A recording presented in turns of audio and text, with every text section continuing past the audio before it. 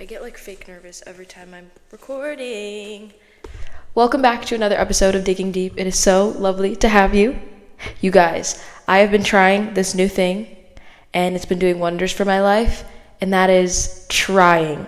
Showing up messily, showing up scared, showing up as a beginner, showing up when I feel like I know nothing, showing up poorly, but giving myself the space to just show up and to try and to see where that leads me. And it's really affirming because it's connecting in so many areas of my life, like just about everything that I'm currently doing. I can see it's like building up to the person that I want to be, but also like currently who I am. It's helping me just feel like human and feel like I am living my purpose. And yes, it is very scary. It is very nuanced, and it's not just, oh, I tried, I didn't do that good, but I still tried. No, like there is a lot of rewiring and working through those things going on, but trying matters so much, especially in the current state of our world right now with AI everything and trying to optimize and fast track our way to success. Investing in the process of being a beginner and learning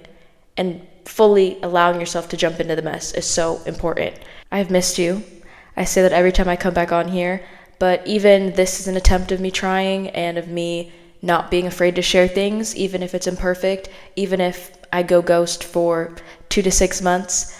Life has been crazy, but every time I come back on here, I have so much to share, and I'm so excited to share it with you. So thank you for being here, and it is time to dig deep. The quote for today's episode is one that I might have already shared, but I'm going to do it again because it's so important. And if I haven't, this is your first time hearing it, you're welcome. It is by Anais Nin, and she wrote that life shrinks or expands in proportion to one's courage. This really has been a guiding force in my life. And funny enough, I was looking back at my journal, and back in March, to be exact, March 24th, I wrote this quote down. And this theme has just resurfaced so many times. And it is really about interrogating your fear, and your fear of being seen trying, your fear of trying, period, your fear of being imperfect but showing up anyways, and how that is so deeply interconnected with your sense of worth, your sense of worthiness and enoughness, and all of those things that make you you. Back at that time when I wrote that in my journal, I was going through a really intense period of burnout, which I made an episode all about that, of how I kind of got myself out of that deep dark hole. I've been having sprinkles of it since then. Like, I've not completely rendered myself healed. Is that the right word? I've not completely healed myself from that experience. That's something that is always going to be a little bit present in my life, just given my profession and just the state of the world.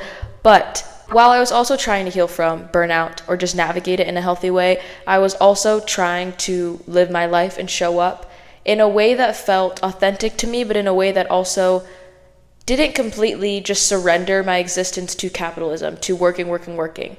There is so much of my time that is dedicated to doing things that I don't want to do and dedicated to someone else's time and someone else's vision and purpose for life.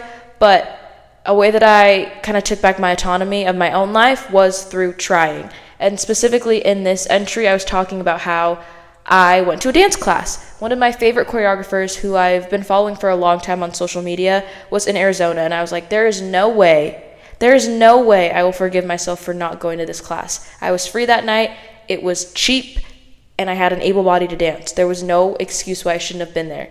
So even though I hadn't danced for, I think it was 6 months, and the idea of being in front of a mirror and being under a microscope, critiqued by this choreographer and in the room with other dancers who are amazing and better than I am, even though that terrified me, I still went. And I had such a good time.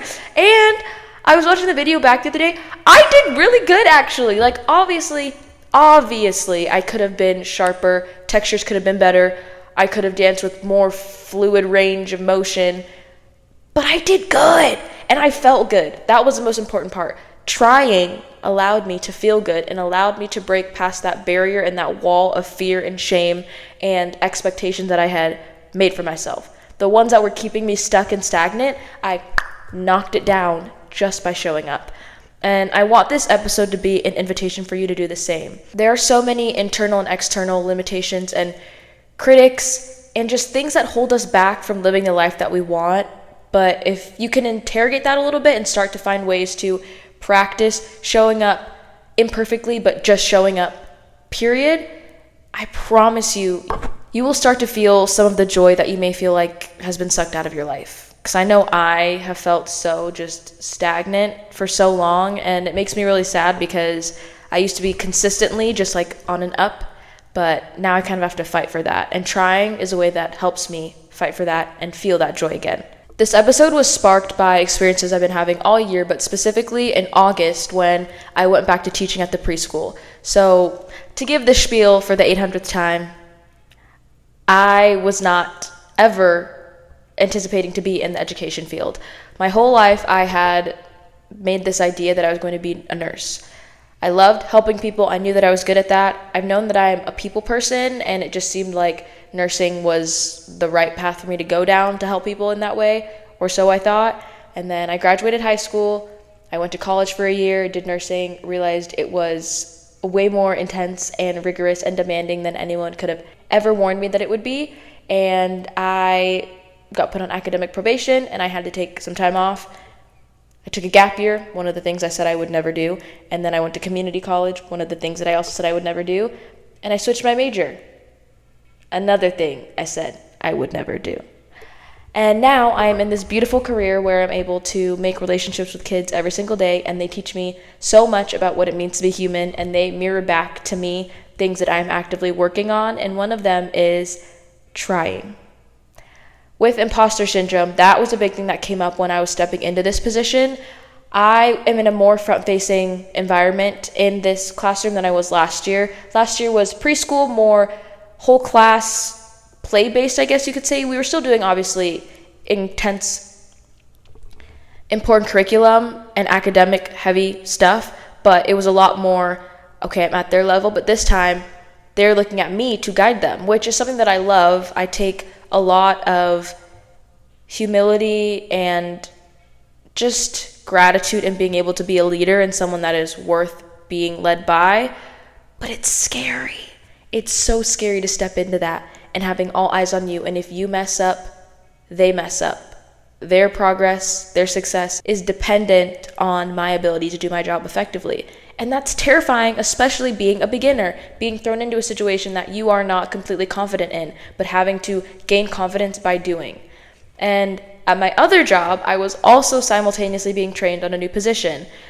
Something that is so funny to me is that I just make everything so much more intense than it really needs to be, always. That's just how I always have been.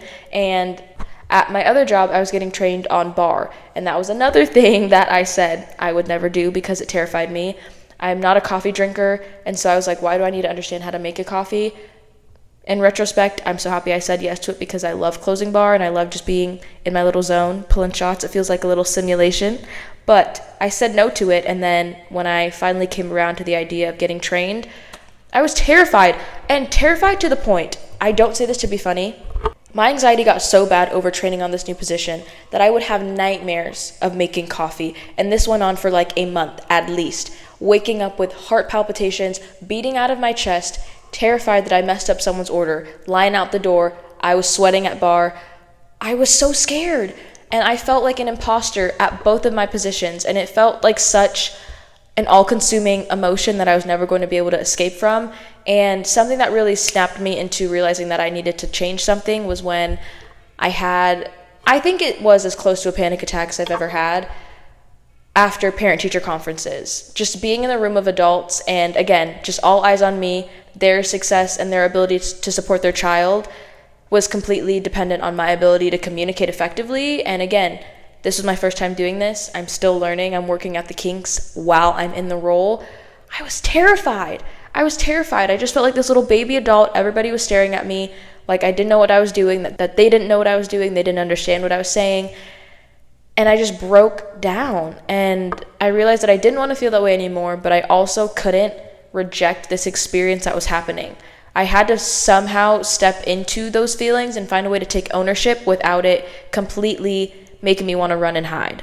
Imposter syndrome is a very common term that is thrown around, especially in the context of young professionals growing into someone that you've never been before, and stepping into more of an adult professional space. It is defined as the persistent inability to believe that one's success is deserved or has been legitimately achieved as a result of one's own effort or skills. And imposter syndrome is characterized by this fear of being found out, this fear that everybody is looking at you knowing that you don't belong, and one day they're just all going to come to that realization and call you out for it. It is just like waiting for this other shoe to drop and trying everything you can to stay on your best behavior and not ruffle any feathers or not make it so obvious that you are not meant to be in that space. There's an article from The New Yorker by Leslie Jamison called Why Everyone Feels Like They're Faking It, and she really goes into the history of imposter syndrome, the women that developed it and that critiqued it and updated it to be a little bit more fitting. She says that imposter syndrome is the nagging sense of self-doubt, the suspicion that she'd somehow tricked everyone into thinking she belonged. And this is exactly how I felt in both of my positions, of just waiting for someone else to vocalize the insecurities that I was feeling inside me. It's very interesting, especially being a woman with imposter syndrome, because society already tells you that you're not enough no matter how much you prove that, which I don't think it should be something you should have to prove, but no matter how many valid reasons you have for being in the space and the rooms that you are in, everybody around you is still going to question whether you belong there or not. That's an added layer. But another thing that is very interesting to navigate with imposter syndrome is the fact that no amount of accomplishments or proof to oneself or to others will negate those feelings of, oh my gosh, should I be here? Oh my gosh, are they looking at me? Oh my gosh, they think I don't know what I'm doing. Like, no matter what you do, no matter how many times you prove to yourself that you are capable and you belong, there's still that little voice in the back of your head telling you that you are not enough. Imposter syndrome was developed by two women who were noticing this common thread between women in professional settings, and it was this feeling that they didn't belong there, that they were questioning their own worth even though they were high-achieving women. Originally, imposter syndrome was something that could be pathologized, something that you had to heal from, and yet another thing on your to-do list of self-work to somehow optimize your way into worthiness. And there was a critique of that by another group of women.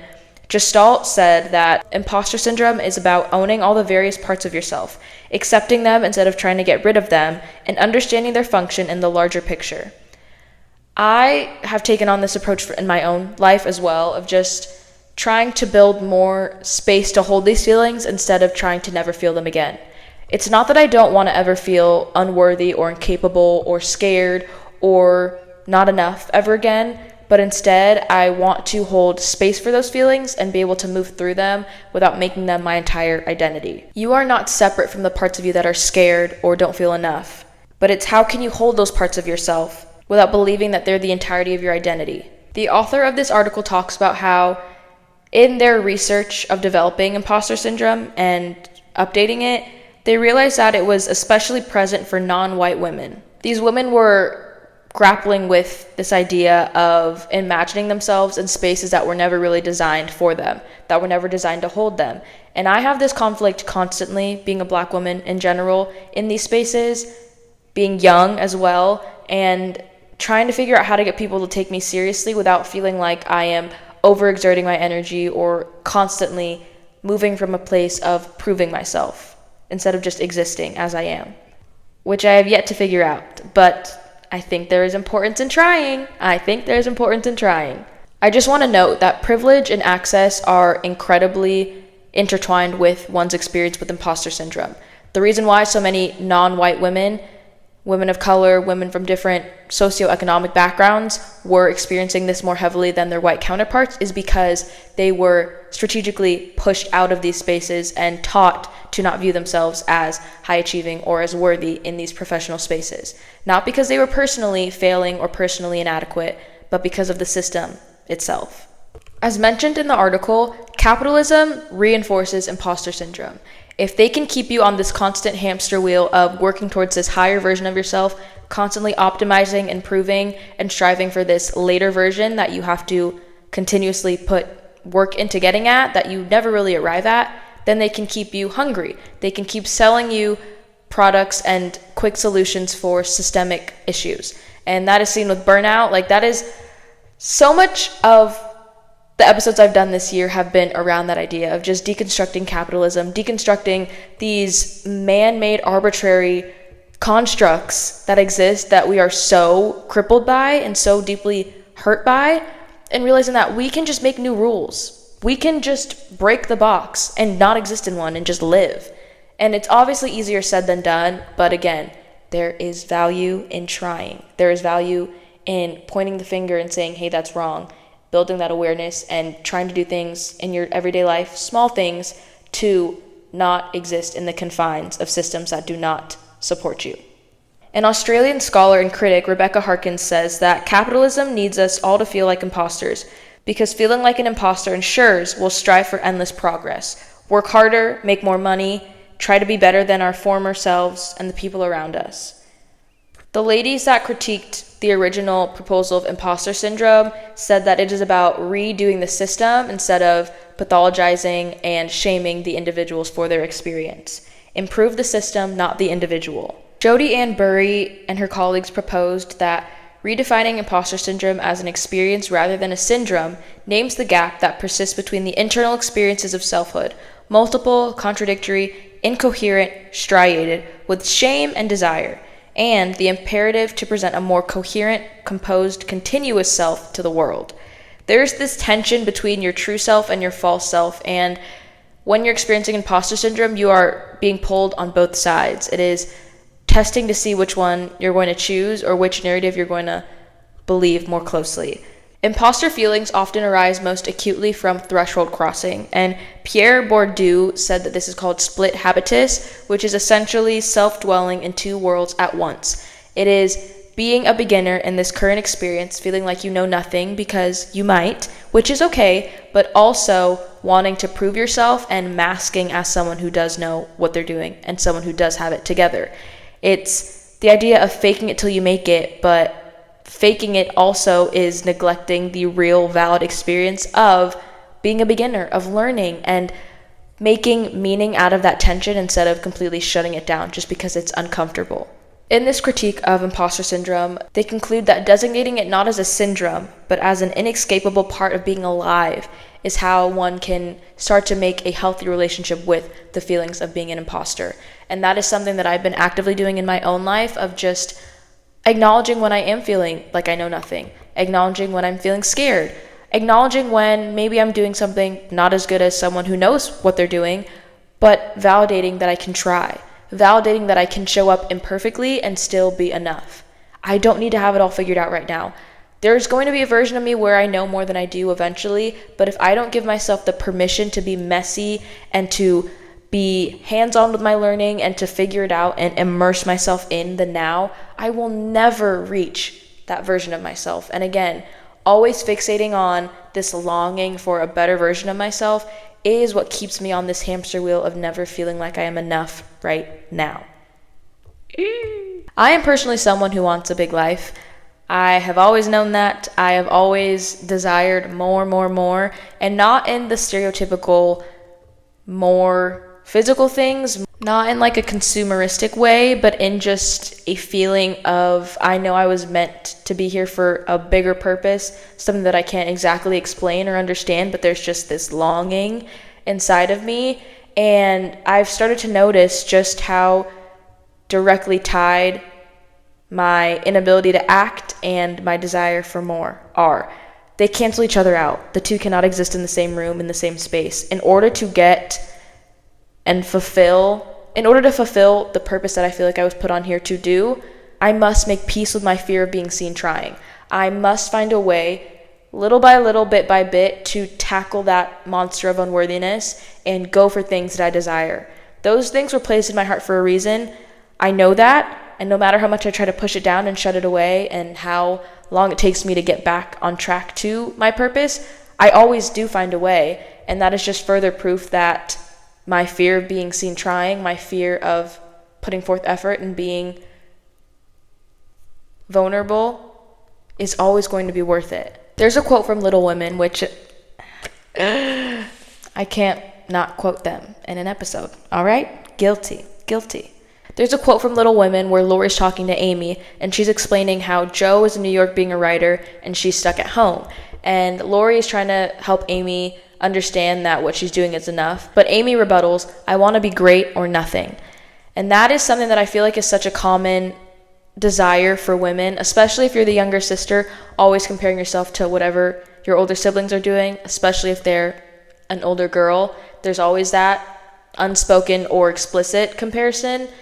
But it's also just this knowing, like, you are allowed to admit that you want more, but you also have to be the thing that stops getting in your own way. There is a beautifully written Substack called Your Perfectionism Will Not Save You.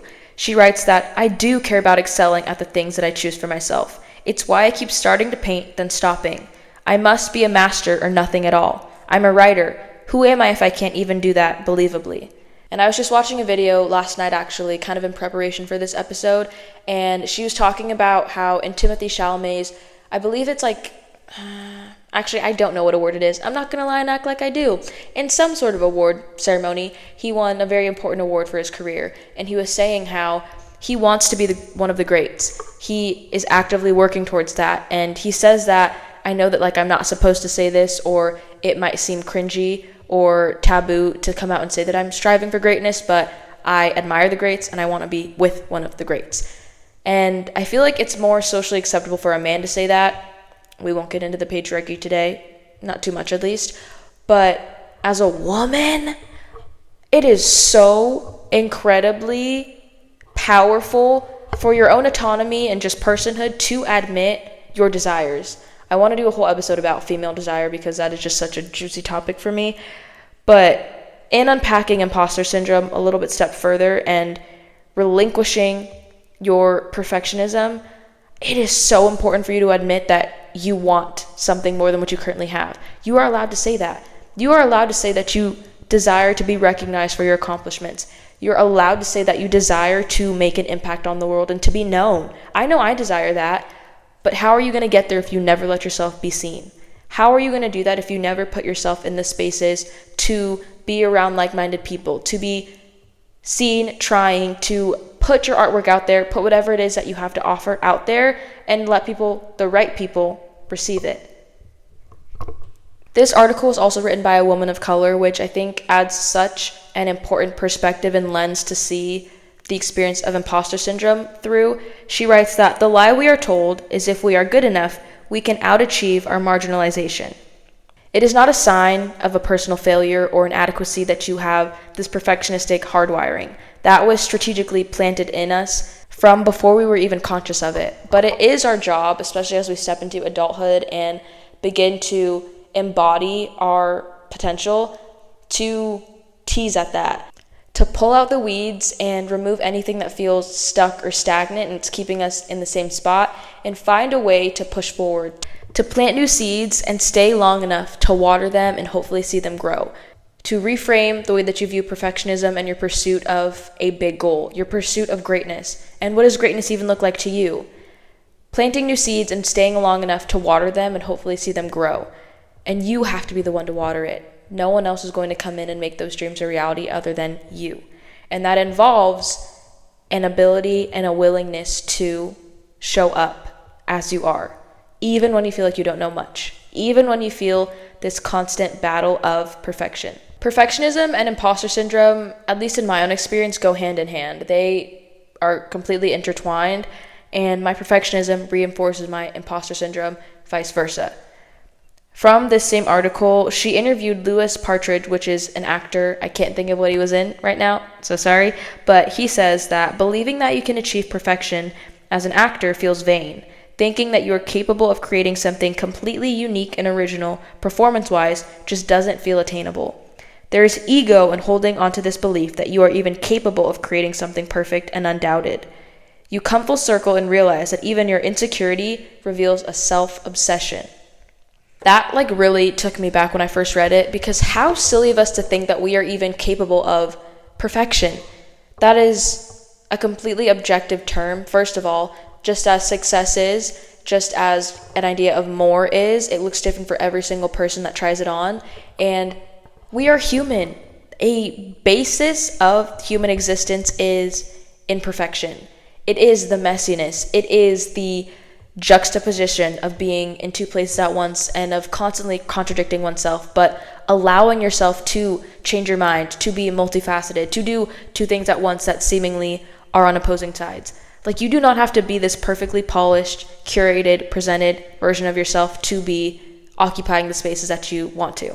I'm someone that always has like 10 million things that I want to do, or that I say that I want to do in the future, I'm working towards. I always have a full Pinterest board, different playlists that I start, different hobbies that I've screenshotted, projects that I want to start. Like, the to-do list is truly never ending with me, which on one side is really fun and exciting, and I'm glad that I, get joy from a lot of different things, but it's also incredibly daunting and overwhelming thinking about all of these things that I want to do but haven't allowed myself to show up for.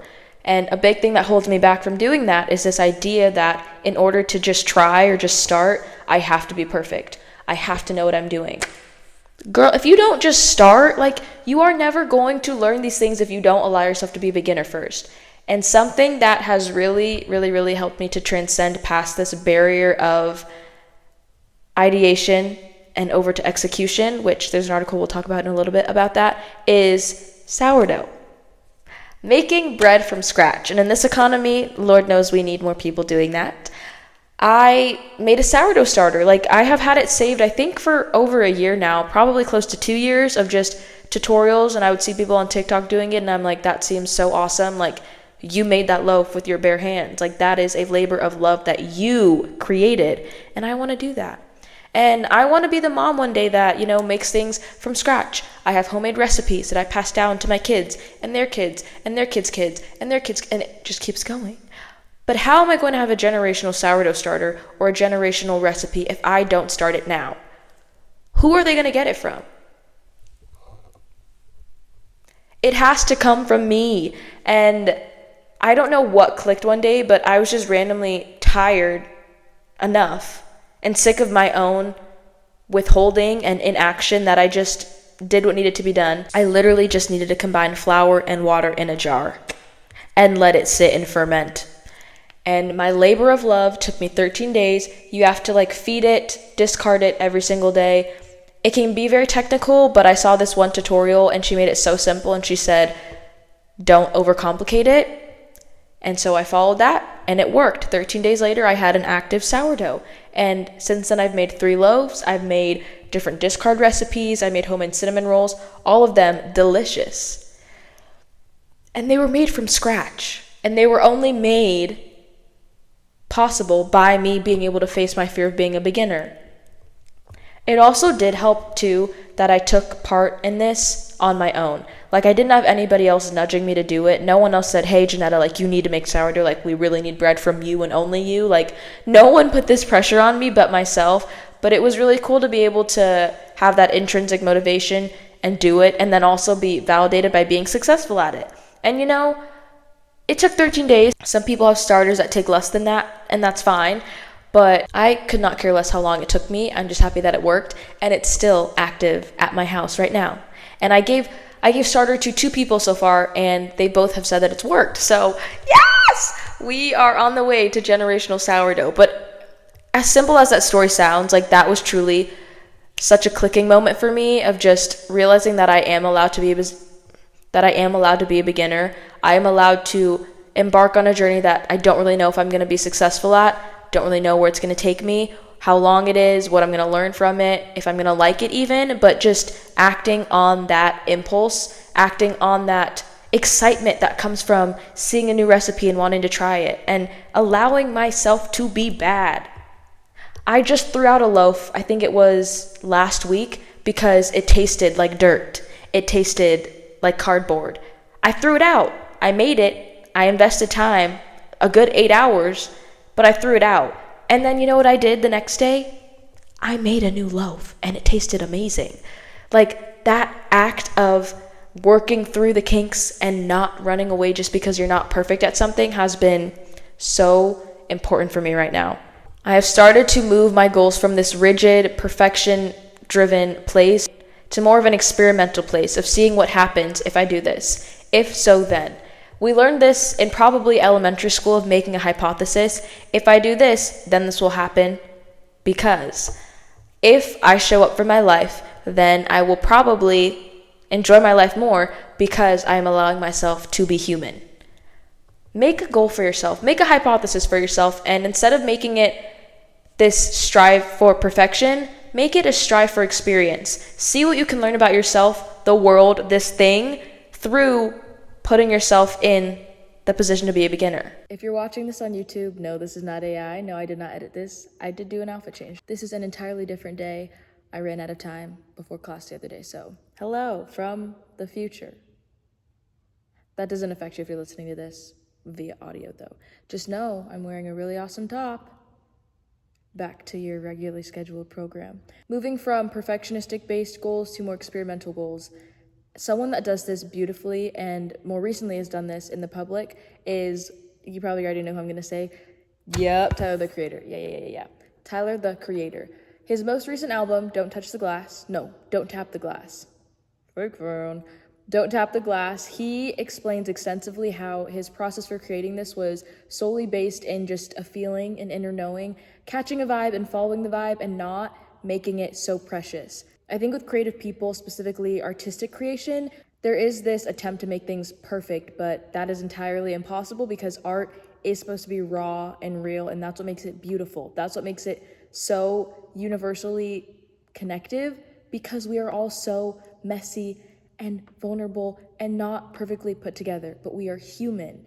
And with this project, he talks about how he didn't want to take years to develop this perfectly curated image of an album, this perfectly thought through rollout. He just wanted to make songs. He wanted to make fun songs and release them when he made them. And that's exactly what he did. And this album, like many of his other creations, have resonated. So it goes to show you don't need to drag out the creation of something in order for it to be of value or beautiful. You don't need to strive for this version of perfectionism that you think that you can achieve if you just take more time, because that time that you're delaying the release of something is just further perpetuating this toxic cycle of perfectionism, which is something that could never be actualized or attained. I'm very much someone that likes to think things through, and I think there's so much value in that, especially if you're putting something out for other people to consume. You want to make it worth their time. That's why these things usually take me longer than I would like, because I find so many sources or other branching out topics that I want to include, and I want to have valuable information to give you. But you can so easily build your own box. Like Tyler says, you can so easily build your own handcuffs and throw away the key just because you are putting this idea of perfectionism in the way of you just doing what you want to do. If you want to create something, if you have an idea, if you like something, just do it. You don't always need to have the perfect way of doing something. You don't always need to have the perfect formula in order to act. If you have the desire, the resources and the confidence will come. A big part of this episode and a big theme, like I mentioned from the guiding quote, is having audacity first and the rest will come later. Confidence and self-assurance is not a prerequisite for acting. So many people in the creative space or just professional world in general may be underqualified, but they had the audacity to go after what they wanted, therefore they are able to get that position. You don't always need to be the most experienced, the best at whatever it is that you're doing in order to do it. You can just try and put yourself in that field, and through showing up and allowing yourself to be a beginner, to mess up, to learn, to not run away when you're not perfect at something, you will eventually get better, but you have to give yourself the permission to be bad first. Unfortunately, this idea of perfectionism is so deeply ingrained in us that it is almost inescapable. It's reinforced in just about everything that we do, everything that we want to pursue, but just because the beast of perfection will always be there doesn't mean you have to feed it. There's this beautiful quote by John Steinbeck. He says, "And now that you don't have to be perfect, you can be good." I would like to argue that mediocrity is not as scary and as undesirable as we think it is. If perfectionism is this thing that keeps you from moving, keeps you from living the beautiful, expansive, grand life by your own terms that you desire, then how about you just settle for being mediocre, even bad, and give yourself permission to grow into being good at something, grow into being better, proficient, and expert if that's what you desire. But you don't have to have perfectionism and a perfectly calculated approach to something before just doing it. You do not need to be perfect. You do not need to perform perfectionism. You do not need to perform confidence. You can show up scared. You can show up messily. You can show up when your voice shakes. You can show up when you stutter, like I do quite often. You can show up when you don't have the perfect plan, but through showing up, you will develop your way. You will find what works and find what you don't like. I say this all the time, but something that I've learned so heavily, and it's just continuously been reinforced in my life, is figuring out what you don't like, what you're not good at maybe, is just as important to figuring out what you do like or what you are good at. But you're never going to learn either of those if you don't allow yourself to step in and dip your toes in and try first. Some things that I'm currently allowing myself to be mediocre at, just to share and make this a space of vulnerability exchange. Cooking. I don't know why, but it feels so embarrassing being an adult and making a mediocre meal, but like having to eat it because you bought the ingredients, you spent time to make it, and it tastes like shit. But I'm learning, and I will never get good at cooking if I don't allow myself to burn some rice every now and then. But I did get a rice cooker, so hopefully that's not a constant occurrence anymore. What else am I allowing myself to be bad at? Just relationships in general. That has always been an area where I feel like I feel the need to be perfect. Specifically in the context of romance, that's just always something that I have struggled with not performing for and not trying to present this perfect version of myself for. That is an area of my life that I'm trying to allow myself to be a beginner at, allowing myself to be messily human and just honest and open. And it's terrifying, but the whole point is for it to be terrifying and to jump into those feelings instead of running away from them and never being touched by the worthiness gremlin. I have no desire to rid myself of ever feeling imperfect or unworthy or scared or like a failure ever again. I don't want to completely numb myself of those feelings. I do want to learn how to hold more space for them. I do want to learn how to expand my capacity to act in defiance of those feelings. Learn how to not let those hold me back from going after the grand, expansive life that I desire for myself. And that comes by showing up. That comes by acknowledging, yes, I feel very scared right now. Yes, there is a possibility that I could mess up and make a fool of myself and be made fun of and maybe be called stupid or not good at something. But I'm going to try anyways. The only way that I can get good at this is by trying. Our bodies crave safety, but there is no way for us to feel safe doing something that we are constantly avoiding. That automatically creates whatever it is that you're putting off to be a threat. Whenever your body is avoiding something or just saying, I'll do it later, or attaching this desire for perfectionism to whatever it is that you want to do, that makes it impossible for your body to get out of that fight or flight mode. Your body is scared of it, but instead, you could just try. You could just say that I am allowed to be a beginner, I am allowed to show up imperfectly and see where it goes. And that is how you can start to untangle weeds of limitations and walls that you've built up for yourself. There's a Substack called the Ideation to Execution Gap, where the author kind of walks you through a process of getting out of this analysis paralysis that so many of us face and actually getting into doing the things that you desire. She writes, this is where most of us get stuck because having an idea is easy. It's always acting on it that people tend to fail at. She lays out 4 different steps in order to get over yourself and actually just do the things that you want to do. Step 1, post-idea clarity. This is all about making a commitment to your idea with details. I'm going to use this podcast as an example. When I first had the idea many years ago, it was kind of a repeated thing that I just kept saying, wouldn't it be fun if I started a podcast? And mind you, I was in high school, so I was still a little bit plagued by the idea of being cringe and by being under scrutiny by my peers because that was a little too real for me at the time. But I kept having that idea, so one day I just decided to get real about my idea. I actually found the specific page of when I outlined the podcast, which is kind of crazy to look back on. But my process of getting real about my idea and actually stepping into doing it, I wrote down on my paper the purpose of the podcast, equipment, and the platform I would want to distribute it onto, schedule and layout, inspiration, and then just a spitball of episode ideas. This just helped me get a little bit more clarity and tell myself that I was actually serious about this idea that I've had for so long. Step 2 is all about organizing your thoughts. Separate what's relevant and find out your why.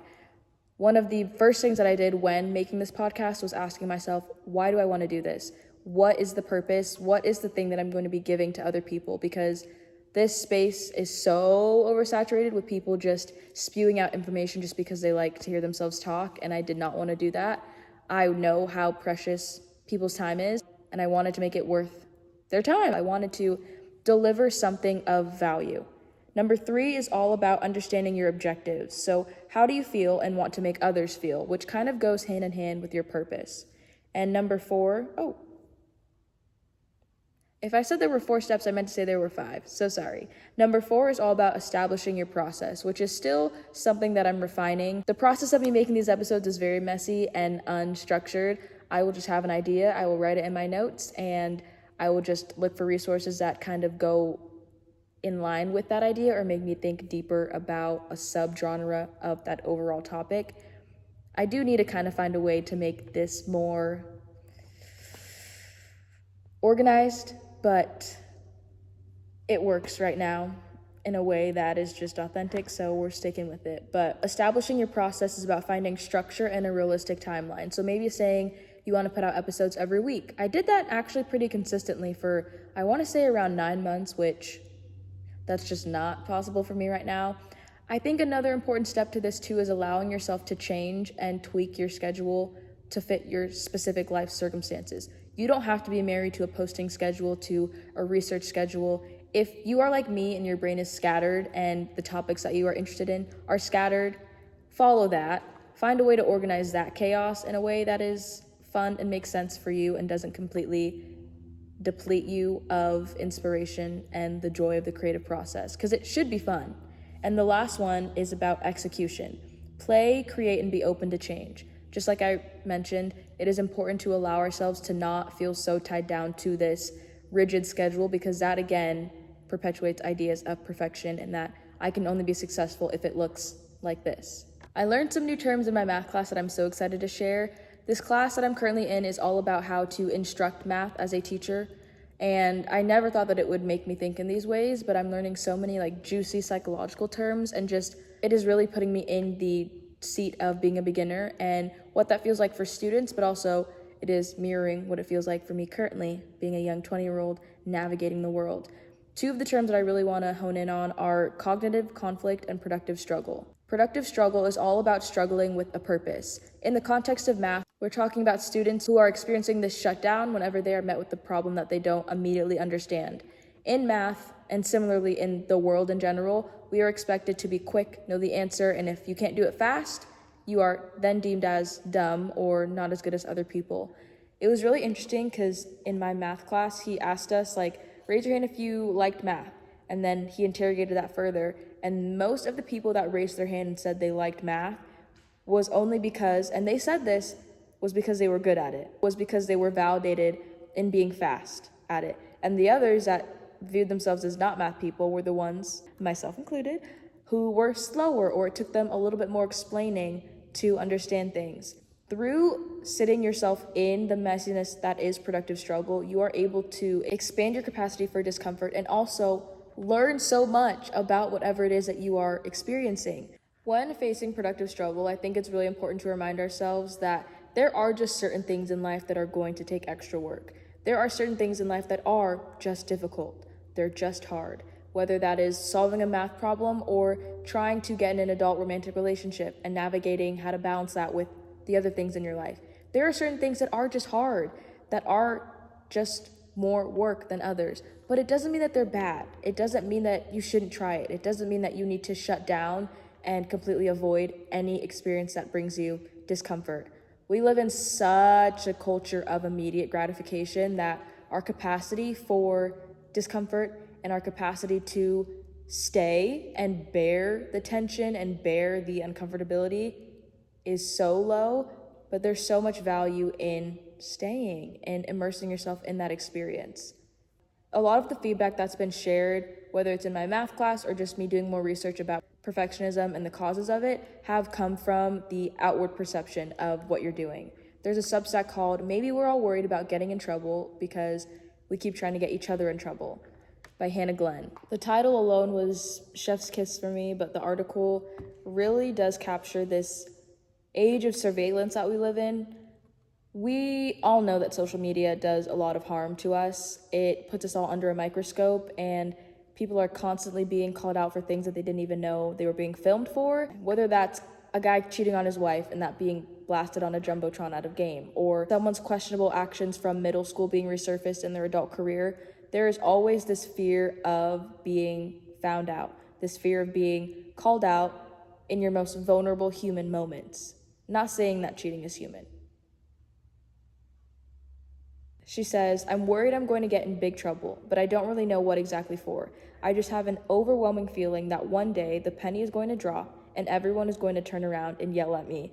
And I laughed, and I had to write this down when I first read it, because that's exactly how the first 2 months back at my preschool job felt. Not that anybody applied that pressure to me. It was all internal, but literally every day when I would walk in, even at the restaurant I work at, when I was getting trained out that new position, every single shift that I walked in when I was being a beginner, I thought that someone was going to yell at me. I thought that they were all talking behind my back, and I convinced myself they were, because when you're in this loop of perfectionism, you live so heavily in your own mind, and you are your biggest critic, and you think that everybody is judging you as harshly as you're judging yourself. I didn't know when it was going to happen, but I was trying to do everything I could to avoid being yelled at. She says, the internet has bred an era of surveillance, and with that, an extreme penchant for punishment and judgment. Another debilitating and completely restrictive reiteration of perfectionism is cringe culture. Everybody is afraid of being deemed as cringy or embarrassing. I just saw a video of Austin Butler, and he says that one of his friends told him while dancing at a party, embarrassment is an underexplored emotion. Everybody needs to go out and make a fool of themselves more often. And I could not agree with that more. No one wants to dance anymore. No one wants to sing. No one wants to go up and make conversation because they think that it's weird to talk to people. No one wants to do anything anymore, really, that doesn't perfectly adhere to these social norms, and it is crippling us. We are experiencing such a loneliness epidemic, and it is because of people's inability to be vulnerable. Their inability to show up as messy humans. I know I keep saying that, but I can't really think of a better way to describe it other than that. We are supposed to be messy. We are supposed to make a fool out of ourselves in the pursuit of connection. We are supposed to stumble over our words, because that is true and honest and the only thing that is of value. Life would be so boring, and it's starting to get that way, if everybody acted the same, looked the same, if everybody had the same social cues or the same mannerisms, the same vocabulary, the same references. Like, creating this homogenous culture is dulling us of the beauty of humans, and it is so sad to see. And cringe culture just reinforces this idea that to be human is to be wrong, to be human is to be embarrassing. Go be embarrassing, please. Please, make a fool of yourself. Like, do something out of the norm. Something to stir the plot and remind yourself that you are human and that you can do things that are embarrassing and survive them. There are way worse things to be in this world than embarrassing and cringy and corny. This idea of cringe culture is not always an explicit one either. There is just this implicit, unspoken pressure of everybody in the room is going to be judging me if I do this. No matter what I do, I'm being watched. Hannah writes, even if you never post online and just observe, by witnessing how other people treat each other, we've become a little too aware of how everyone thinks. There always is going to be at least one person judging you, no matter what you do. But that does not mean you shouldn't act anyways. That doesn't mean that you should cage yourself in and push down your own desires just to appease to those people that will never be satisfied. When thinking about cringe culture, it's important to ask yourself why you think that's cringy, if that's even your personal beliefs, or if that's what you've observed others deeming as cringy. I know my favorite humans and people to be around are those that aren't afraid of dancing in public, going up to strangers, making a big deal out of the little things, and just enjoying life, indulging. That is such a beautiful experience, and that is such an infectious energy to be around, because it encourages you to do the same and gives you the permission to show up as human, gives you permission to show up as yourself. One of the ways that I found myself moving through this process of unlearning perfectionism is by committing to not taking the easy way out, allowing myself to go through the full process of being a beginner and learning. Like I mentioned, baking sourdough and just being more okay with trying different things in the kitchen and experimenting and getting back to that childlike feeling of testing things out and making something new has been really, really helpful in exploring this underexplored emotion of imperfection. Getting back to my why, circling back to what is the purpose of me doing this. I think back to when I was younger and how much I used to love cooking.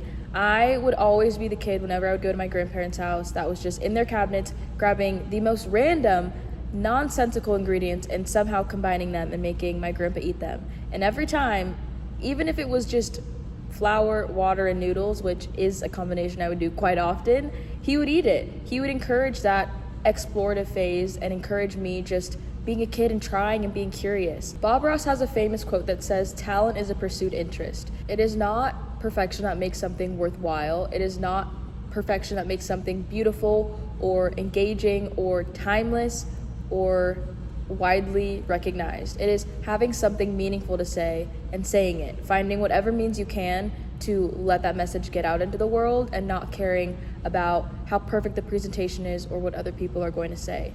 Trusting your own why and having a clear focus on what that why is.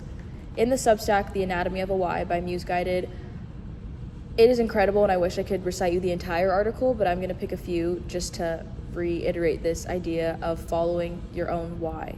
Your why must come before your how. Through sitting in your why and acting in accordance and alignment to that why, the how will reveal itself. Just like with this podcast. I did not know how to make a podcast. I hated public speaking growing up. I was terrified of presenting. So the idea of recording myself and putting something out in the world that others could listen to whenever and critique me whenever made no sense.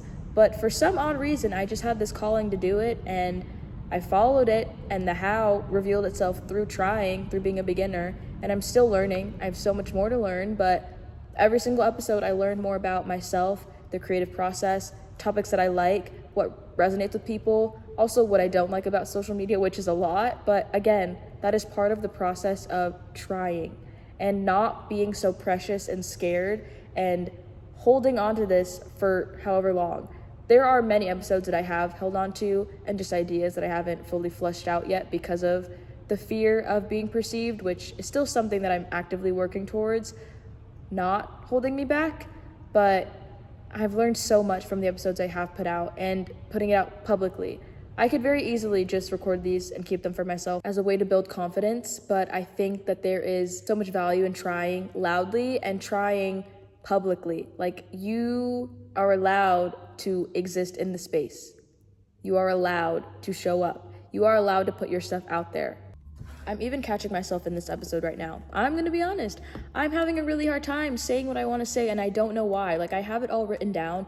I know what I want to say. I've been prepping this episode for probably 2 months now. Longer than that, since August. Well, yeah, okay, 2 months. But I'm stuttering over my words a lot, and it is because I'm trying to say the biggest words and have the perfect sentence structure. Yes, that's important because I want to be taken seriously, but also I'm human. Like, when I tell you this is a daily effort to fight against perfectionism, I mean it.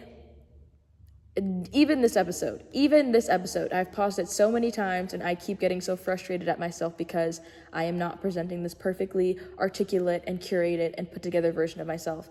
Girl, just talk. Girl, just talk. Girl, just talk. How is logistics? It's scaffolding without a structure, syntax without a sentence. It can mimic intelligence with its spreadsheets and self-help blueprints, but without a why anchoring its orbit, how becomes a treadmill in disguise. Movement, yes, but no forward motion. Motion, why did I say it like that? Why is rebellion against automation. It's what keeps you painfully human in a world sprinting towards algorithms. Connecting this back to my math class right now because it is just a blueprint for how to be human. Honestly, it's not even about math. Rote memorization. So many of us just learn how to memorize without understanding the why behind things. When we're re-teaching ourselves how to add, subtract, multiply, divide, positive and negative numbers, a lot of us have just remembered songs or little sayings that our teachers would share with us to quickly memorize a process without understanding why we were doing it or what that process even was. So many of us have gotten used to just blindly memorizing or mimicking our elders or the teachers in our lives because that's what we're told to do. How can be memorized? Why must be earned? It's the spiritual cousin of suffering, forged in the crucible of curiosity, failure, longing, absurdity, and sometimes even despair. She writes that why insists we not just perform life, but instead understand it. Technique without intention is sterile. Skill without purpose is mechanical masturbation. Even love without a why turns into obligation. But once your why is loud enough, the how begins to assemble itself, not without effort, but with coherence.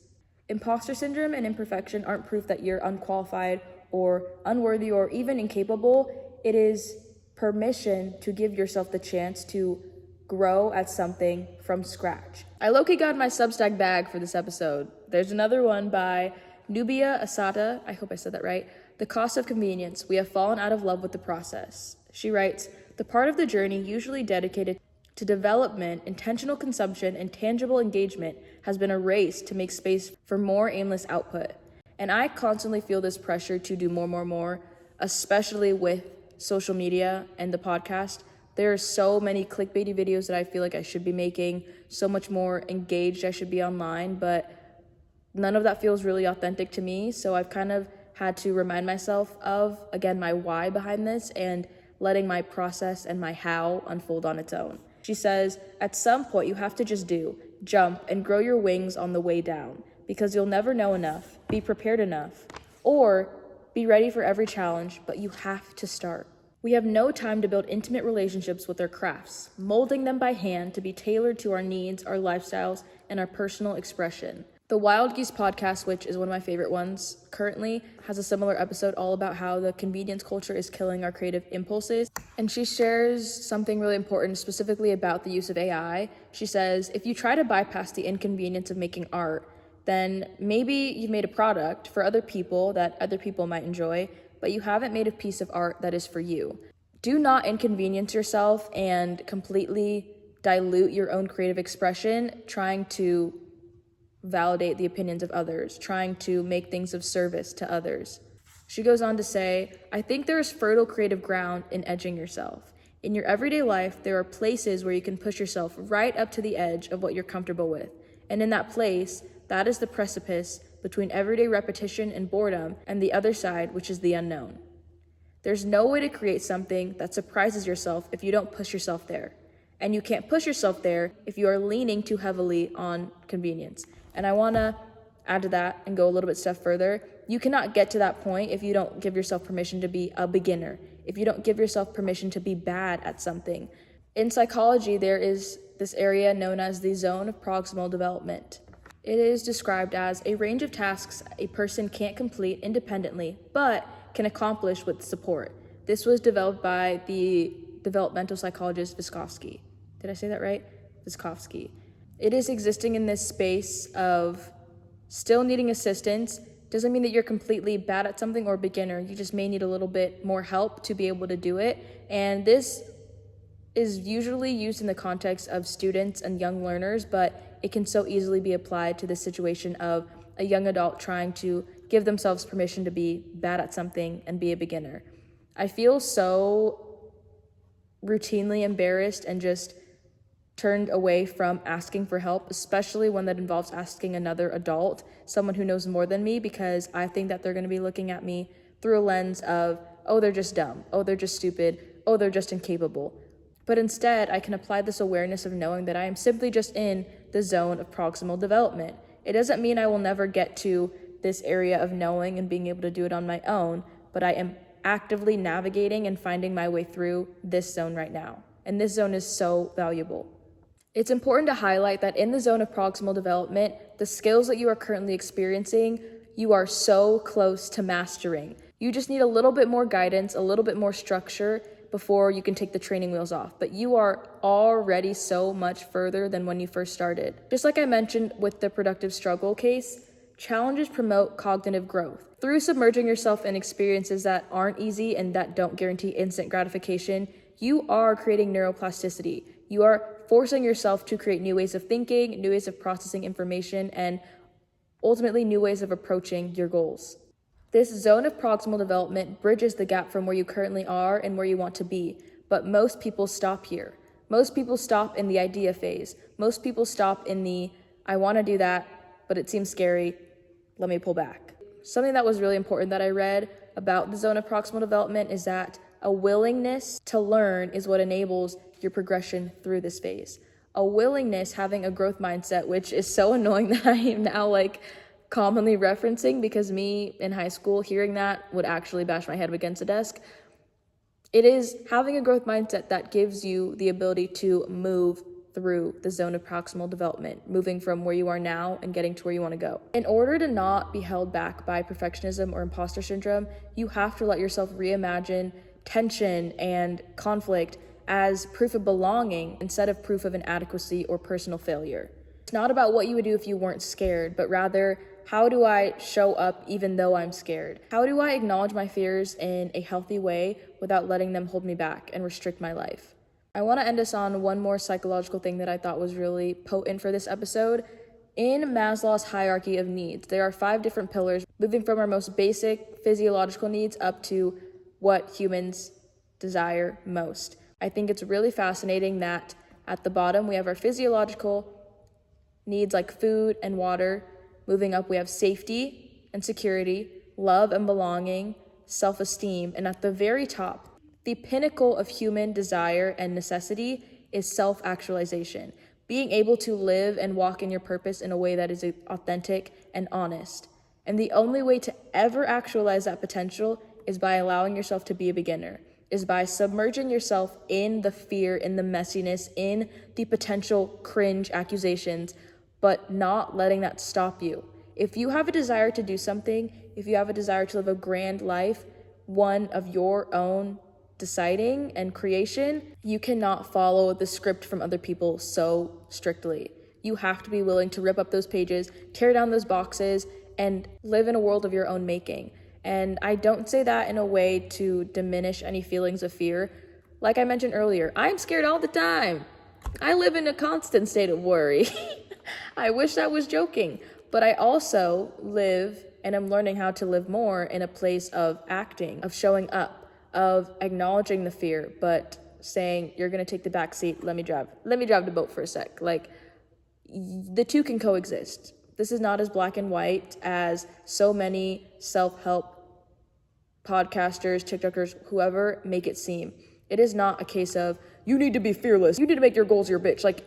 You can be fearful. I'm riddled with fear all the time, but I still show up. I really hope that something from this sparked that within you of not putting your life on pause, not waiting for the perfect time to act, not waiting to know the most, not waiting to be the most perfectly polished version of yourself, to give yourself permission to show up and exist.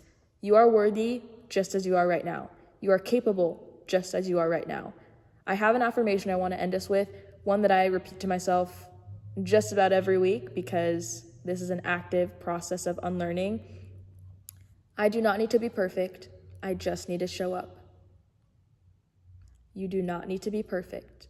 You are worth the mess you make. You are worth the awkwardness that you may feel. You are worth the cringe that you may cause. You are allowed to be human, and being human means being vulnerable. It means being a mumble jumble of things all at once. It means not making sense. I love you so much, truly and honestly. I hope that this resonated. I'm going to be quite honest. I'm a little insecure right now because I don't know what it was about this episode. I think it's because it's so personal and I just have so much to say and I've kind of been sitting on it for a while. I've been letting the ideation phase take longer than it should have. I feel like this episode didn't really make sense, but I'm going to put it out anyways because I know that it is of value and I hope that it resonates. If it did, let me know. Drop a comment down below, like and subscribe. No, but actually, to be cringe is to be free. And please, free yourself. Amen. I love you and I will see you when I see you. Bring it in. I almost forgot. Forehead kiss time. Bring it in, cutie. I love you. Time to go lock in and be an academic weapon. See you on the flip.